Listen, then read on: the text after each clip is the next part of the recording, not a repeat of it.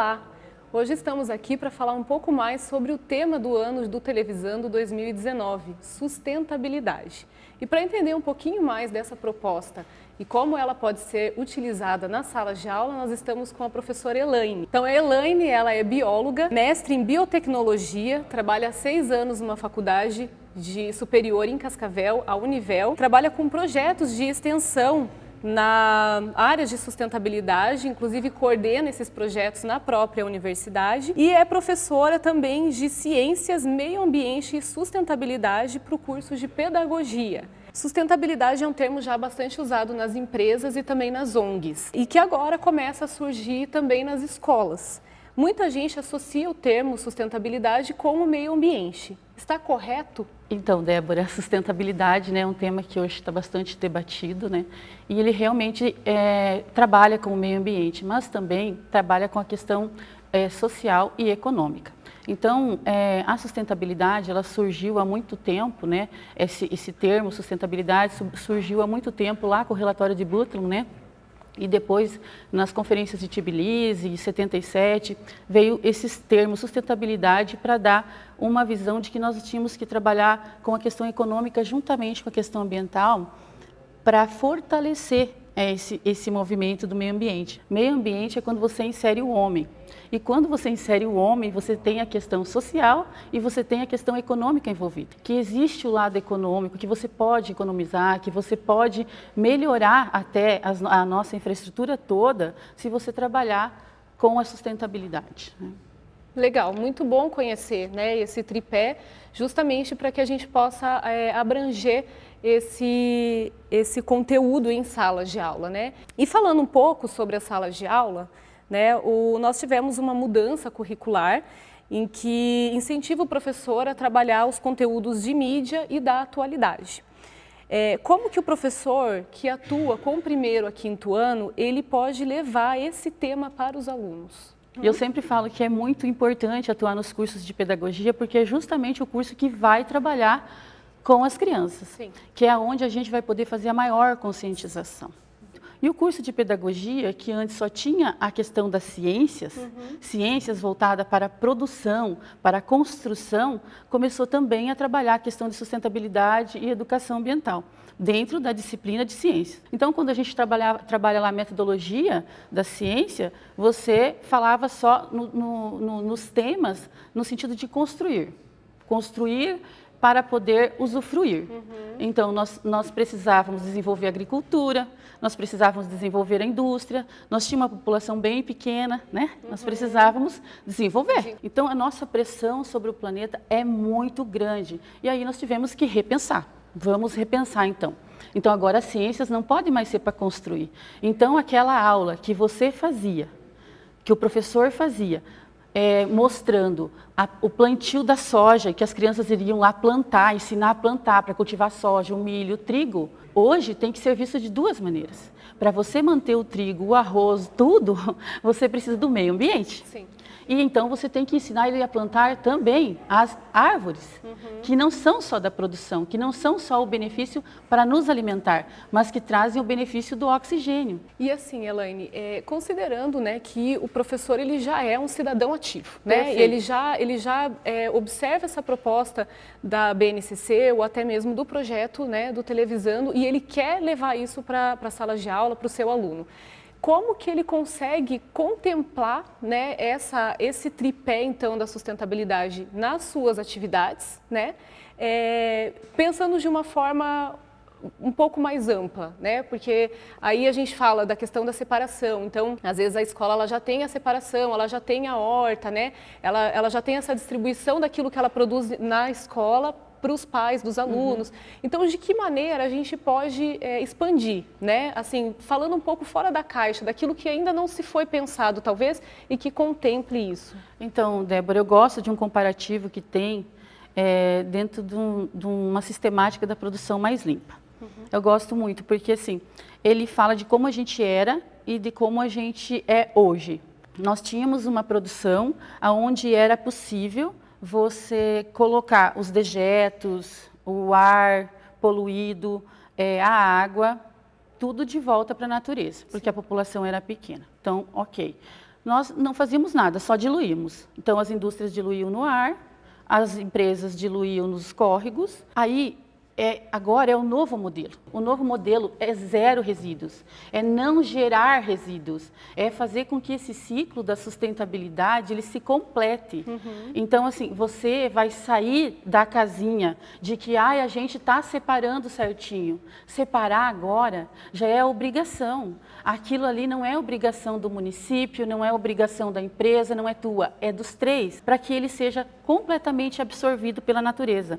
E a ideia do resíduos. E eu acho que aí você pode pegar o gancho, Elaine, quando a gente falava antes sobre a questão do professor, quando ele trabalha em sala de aula, ele leva uma proposta de maquete e a maquete é feita de isopor, que é algo que não se degrada. Exatamente. Né? Então, aí é uma questão também da minha conscientização e de como eu aplico isso, não na minha vida pessoal, mas também na minha sala de aula. Ou na sala de aula. Na sala de aula, é o professor de matemática, é todos os professores. Sim. Porque eu falo assim de ciências, né? Porque eu acabo me referindo muito à ciência, porque é a disciplina que mais você consegue trabalhar. Sim. Mas você tem que trabalhar isso em tudo. Então, o professor que faz maquete, seja de que disciplina que for, ele tem que pensar que o isopor, ele fica no meio ambiente por tempo indeterminado, que o papel fica 2, 3 meses. Então, é muito melhor ele usar o papel, que fica 2, 3 meses, pode até de repente picado servir para uma compostagem, do que ele usar o isopor ou do que ele usar o plástico, que 90% dos nossos resíduos hoje é plástico. O que eu quero reforçar é essa questão de que nós não devemos gerar o resíduo, entendeu? Nenhum tipo de resíduo. Nós deveríamos, assim, falando em educação ambiental, que perpassa o amor, perpassa, assim, se eu não gosto das pessoas, se eu não trato bem as pessoas, se eu não cuido das minhas coisas, se eu não cuido do outro, então eu não consigo promover a educação ambiental. Pensando nisso, a gente deveria ser como uma flor, que nasce, cresce, reproduz e morre. E nós deveríamos ser assim, mas nós não. Nós nascemos, crescemos, produzimos um monte de lixo, deixamos um monte de resíduos e morremos. Até quando a gente morre, a gente acaba deixando um monte de resíduos. Então, é isso. E a questão de trabalhar na escola seria, então, novas tecnologias, inovação. Nós precisamos inovar. E as ciências é a disciplina que vai promover isso. É ali nas ciências que o aluno tem que pensar em desenvolver novas estratégias. Então, nós temos aí as energias renováveis, né? Nós temos outras tecnologias que podem ser desenvolvidas. Eu estava vendo aquele filme lá, o menino que criou inventou o vento, né? Descobriu o vento. Aí quando você pergunta para as pessoas o que você achou, eles falam, nossa, que legal, ele inventou o vento e produziu água, né? Aí quando você pergunta, mas por que faltou água? As pessoas ficam, por que faltou água, né? Você pergunta para os alunos, por que faltou água? Eles esquecem que só faltou água porque não tinha, porque eles venderam as árvores. Né? Então, lá na cadeia, quando o professor está estudando, quando o professor está trabalhando a cadeia alimentar, ele vai dizer quem é o produtor? O produtor é a planta. Então, sem planta você não vive, porque o único produtor da cadeia alimentar é a planta. Então, o professor, ele tem que trabalhar o cotidiano vinculado ao científico. Ele não pode trabalhar desvinculado, porque o que acontece hoje? O professor trabalha muitos conceitos científicos e não vincula o dia a dia, ou vice-versa.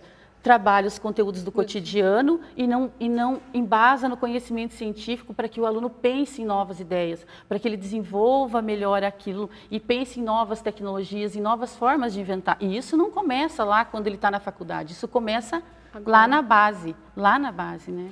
Elaine, e assim, pensando nessa questão da criação, do cotidiano, né, de que maneira o professor ele pode trazer isso para dentro da realidade da sua comunidade, né? Assim, considerando que nós temos todo o Paraná, né, vários municípios participando do Televisando, então cada um com a sua realidade, de que maneira o professor ele consegue trabalhar com o âmbito, né, da sustentabilidade, não pensando só no ambiental, mas conseguindo trazer isso para o dia a dia da escola, né, assim, sem pensar talvez não pensando de uma forma tão macro, né, que é o desenvolvimento de novas tecnologias para a gente otimizar os recursos, mas uma coisa que ele possa aplicar já, né, e instigar o aluno a fazer essa descoberta. Então, tem uma coisa que relaciona tudo, né? Por exemplo, quando ele trabalha a questão da energia, né, relaciona a questão de dentro de casa, da escola e o financeiro. Então, por exemplo, ele vai trabalhar lá com aproveitamento de água. né? Ele vai trabalhar a água, né? Então, quando você trabalha a água, você já tem que pensar, nós temos 0,2% de água disponível, só, 0,2%. Lá no conteúdo da base, ele trabalha o ciclo da água, tá? Ele trabalha o ciclo da água. Então, quando ele trabalhar o ciclo da água, vou dar um exemplo para mim poder chegar onde você, né? Então, assim, ele vai trabalhar o ciclo da água. Quando você trabalha o ciclo da água e só mostra que a água evapora dos mares, dos rios e atinge, e forma as nuvens e chove, você não conscientiza ele da importância das árvores, como que se formam os desertos, como que você não consegue conscientizar ele da importância da água. Ele sempre acha assim, mas chove tanto? Chove tanto? Ele não entende que o ciclo da água está relacionado ao tempo.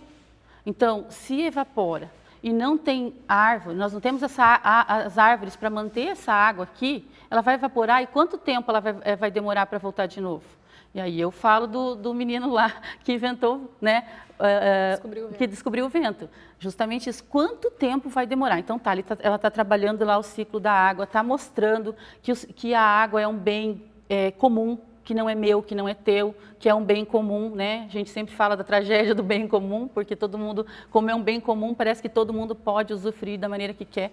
Então, quando você trabalha esse tema do ciclo da água, você vai passar para ele toda a questão das hidrelétricas, por exemplo, né?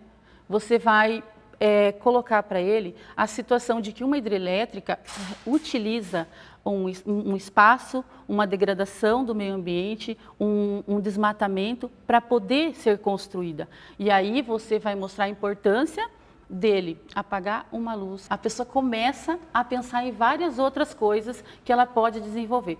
E a criança, ela leva muito isso para dentro de casa. Então, dentro do tema meio ambiente, recursos tecnológicos, dentro do ciclo básico ali, você tem você tem inúmeros conteúdos que você tem que relacionar com tudo que você tem em volta no teu cotidiano. Falta isso, falta encaixar aquilo que você fala na escola com aquilo que a gente tem aqui. Professora, nós sabemos que sustentabilidade não é algo só da escola, né, das salas de aula. Ele também é para nós enquanto cidadãos, né, para que possamos colocar isso no nosso dia a dia.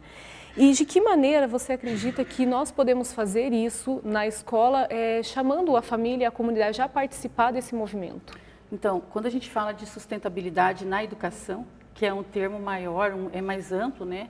Falar de sustentabilidade na educação, a gente fala justamente desse envolvimento da família, né, com a escola, dos pais e da comunidade como um todo. Então, uma das maneiras que eu penso seja mais fácil de fazer é da escola estar constantemente desenvolvendo projetos para a comunidade, projetos para a família dentro da escola.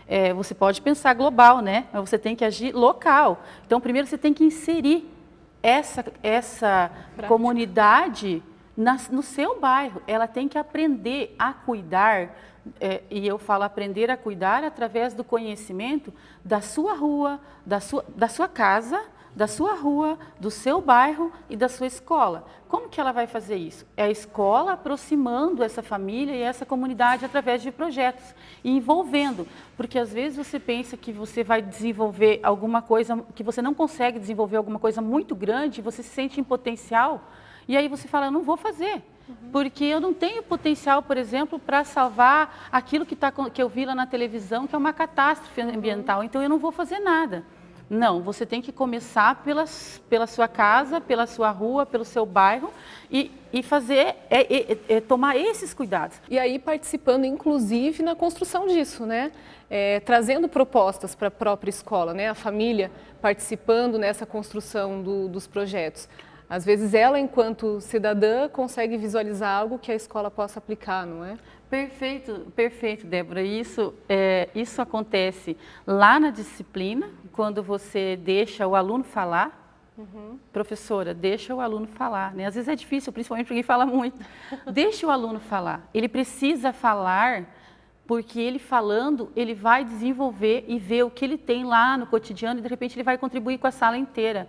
Deixe o aluno tomar a iniciativa, deixe ele fazer, né? Muitas vezes essas discussões em grupos, né? Que essas formas de conversas de grupo, reunir os alunos, discutir, fazer balaios de palavras, tudo isso faz com que os alunos acrescentem dentro da sala de aula. E aí você vai para a comunidade. Na comunidade é a mesma coisa. Se você deixar a comunidade falar as necessidades que ela tem, de repente, e do que a escola poderia estar contribuindo dentro do bairro. Eu sempre falo assim, que quando você desenvolve um projeto, você não acorda de manhã e fala assim, eu vou fazer um projeto. Não. Você vai lá, aonde você quer fazer o projeto primeiro, né? Você então escolheu uma área para fazer o projeto porque você viu lá numa reportagem que aquela área era carente. Mas vá lá perguntar. Primeiro você tem que perguntar, sim, né? Você não vai desenvolver um projeto porque você estudou sobre aquilo. Uhum. Eu não vou desenvolver um projeto de meio ambiente num lugar que está todo reflorestado, que tem ambientação, que tem um parque, que tem um... Eu não vou desenvolver um projeto ambiental lá. Eu tenho que desenvolver um projeto ambiental onde está faltando. Então, você... E quem que vai me dizer isso? Eu? Não, a comunidade. Então, você tem que ouvir. E muitos projetos são lançados assim. Lançamos um projeto.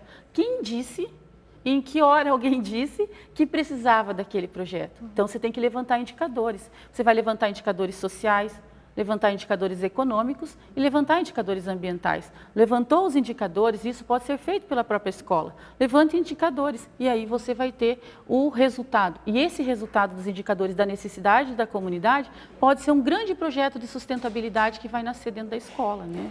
E aí a gente tem duas considerações, né? Com relação à participação da consulta à comunidade, né? Para saber se aquilo é uma realidade, a gente levando, né? Fazendo essa reunião, a gente consegue muitas vezes envolver a comunidade no trabalho, né, no esforço para a recuperação, por exemplo. E só falando um pouco das crianças, que você falou, deixa as crianças falar, né? Isso é uma coisa que a gente trabalha muito dentro do projeto, a questão de dar a voz, né, para o aluno poder se expressar. E muitos professores que trabalham nas salas de aula, eles falam assim, às vezes você trabalha um ponto com o aluno hoje, aquilo fica, né, na criança. Depois eles começam a surgir com tantos temas, né, tantas coisas que a partir daquilo que você instigou, eles já começam a prestar atenção na rua, na casa, já chamam a atenção do pai, né? Então, quando você trabalha com a criança, você movimenta ela a prestar atenção no seu ambiente e trazer isso para a sala de aula, né? Sim, e o pedagogo, né? Eu sou bióloga, reforçando, o pedagogo ele tem essa habilidade para trabalhar com essas metodologias de abrir do aluno conseguir se expressar, da criança conseguir se expressar. Então, é mesmo através do papel, desenhando, falando, escrevendo na cartolina e colocando lá na parede do colégio, fazendo isso que ele vai, fazendo os balaios de palavras, de frases, de tudo. É ali que ele vai construir, né? É ali que ele vai, e dali pode surgir muitas ideias. Porque, Débora, uma das coisas que a gente tem que entender é que não existe o tripé, existe o todo. Sim. Não existe mais o tripé. Tudo está ligado. E quando eu falo de meio ambiente, eu estou falando de econômico. Porque tudo que eu falo, quando eu falar para você que se faltou a árvore vai faltar água na indústria. Uhum. Então, isso é sustentabilidade. Quando faltou água em uma região e a indústria de carro não conseguir produzir, é porque faltou proteger as nascentes, sim, é porque a área foi degradada, é porque não tem mais árvore. Talvez a gente consiga começar a pensar melhor, né, sobre essas questões. Entendi, muito legal. Eu conhecendo você, né, mas eu acredito que quem assiste também consegue perceber que você tem bastante conteúdo, né, nessa área. Conhecendo um pouco da Elaine, eu sei o quanto ela trabalha com o tema, aplicando no seu dia a dia, no ambiente onde ela está. E assim, Elaine, falando um pouco dessa tua experiência, né, o que você já viu que você gostaria de deixar assim como um exemplo para os professores, né? Alguma boa prática que você gostaria de compartilhar? Então, Débora, tem muitas práticas gigantes, mas tem práticas muito simples, que podem ser feitas, né, e que não exigem um menor esforço, né? Exigem poucos esforços, né? Sim. São práticas que já estão sendo feitas em muitos locais, como por exemplo, imprime o papel frente e verso, 2 por página, né? Configura a impressora para todo mundo fazer isso, não vai ter problema. Sim. Mas configure as impressoras. Sim. Não adianta você dizer que tem que imprimir 2 por página, frente e verso. Configure as impressoras todas para fazer isso. O uso da caneca, que é uma coisa que também está bem, né? O uso da caneca. A escola não consegue fornecer. Vamos fazer nós. Hoje eu trago a minha caneca e eu vou desafiar a Débora a trazer a dela amanhã. E aí você faz uma corrente e todo mundo vai estar usando a caneca. E aí vem aquela questão que eu falei. É sua responsabilidade. Você não está fazendo um favor para mim de usar a caneca.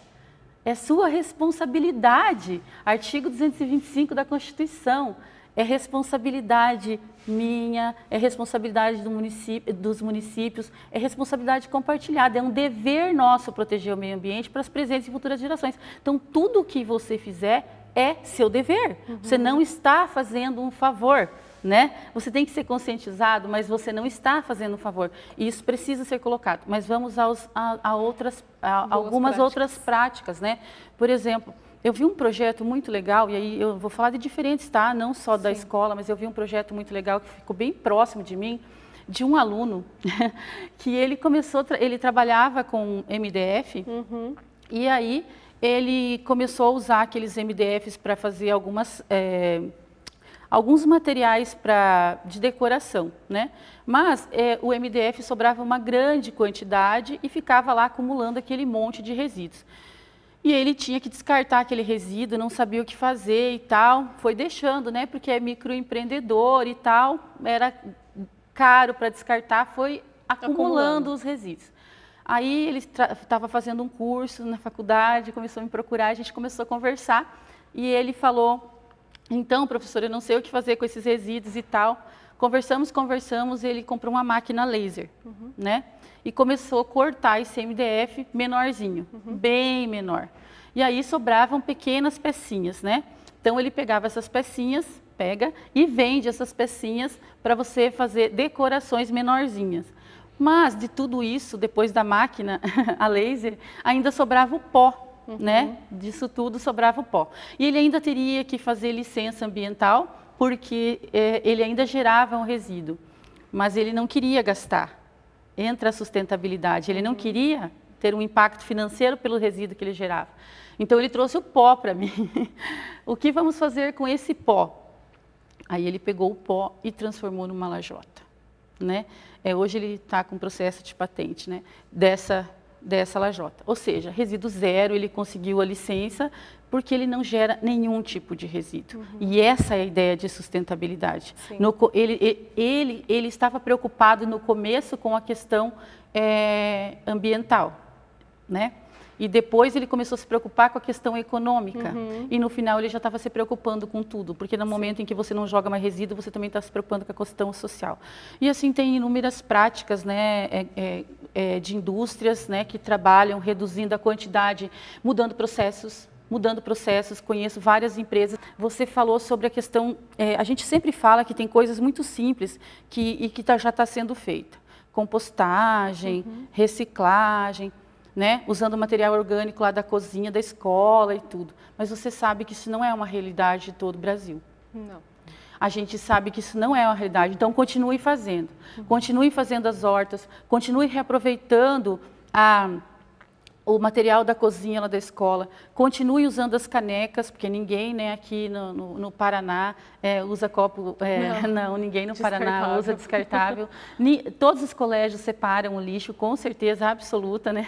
E assim, então, nós temos que continuar fazendo essas práticas, mas também colocar para pensar, para desenvolver novas práticas, sempre te falando, não existe ambiente, não existe econômico e social, existe o todo. Nós estamos aqui num planeta que a física que você estuda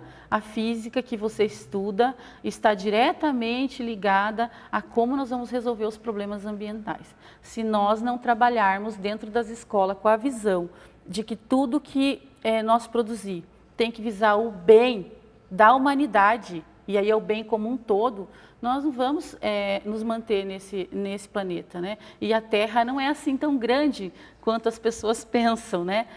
O desmatamento é bastante, nós temos aí um percentual de Mata Atlântica minúsculo, nós temos a síndrome das florestas vazias, que você olha de cima tem um monte de verde, mas quando você entra lá não tem nada, você entra na mata, você não tem fauna, você só tem a flora, então, mas nós temos uma floresta gigante.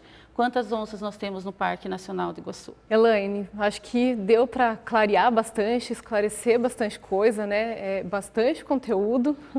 Quero aproveitar, né, agradecer a tua presença, a tua disponibilidade de estar aqui, fazer essa participação conosco e aproveitar e convidar o professor também para continuar participando do Televisando, acompanhar as dicas pedagógicas, né? Porque a nossa equipe pedagógica, a partir desses materiais, ela desenvolve também como o professor pode trabalhar isso em salas de aula. Obrigada, professor. Obrigada, Débora. Eu também quero agradecer e dizer que todos os espaços que a gente pode ter de estar falando sobre temas ambientais e contribuir um pouco, né? Porque é só um pouco, contribuir, estamos à disposição, tá? Foi um prazer estar aqui com vocês. Muito obrigada.